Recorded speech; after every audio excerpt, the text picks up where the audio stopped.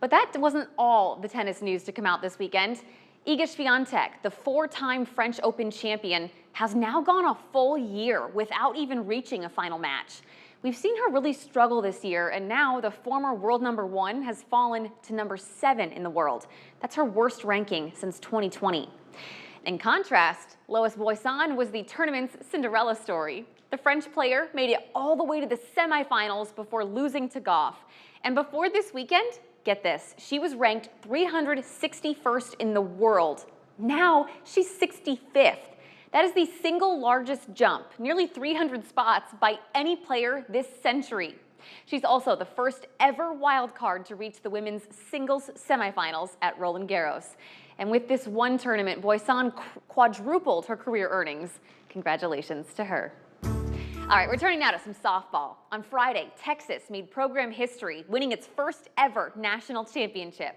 The 6th-seeded Longhorns beat out Texas Tech to take home the chip, and they did it in front of a record-setting crowd and record-setting TV viewership.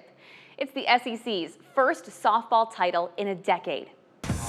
On Monday, the WNBA launched its Line 'em Up initiative. The official WNBA three-point line will now be painted on basketball courts across the country. These are outdoor courts, and as part of the program, the W also says it's going to be donating to participating park courts. The league hopes to inspire more girls and women to bring their games to public spaces. We have one local lady on this week's Midwest Technical Institute Score Standout list, and it's Drew Dorsey, the senior soccer star from Assumption. She scored her 100th career goal at the state tournament and was named to the all-tournament team in Class 1A. So pull out your phones. If you scan this QR code, it'll take you directly to the page where you can vote for any of this week's Score Standout nominees. This is the last Score Standout for the summer until we start back up again in a few weeks.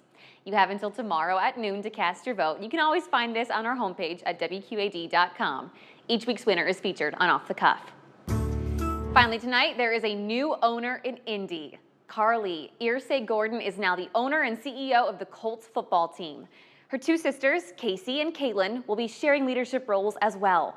All three have served in Colts leadership roles since 2012, but this new move was finalized after the passing of their late father, former owner Jim.